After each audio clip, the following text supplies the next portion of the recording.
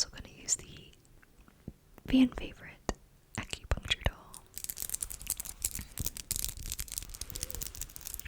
That way you can also relax a little bit. Just relax, relax, relax, relax, and just listen to me ramble. So, without further ado, let's go ahead and get started.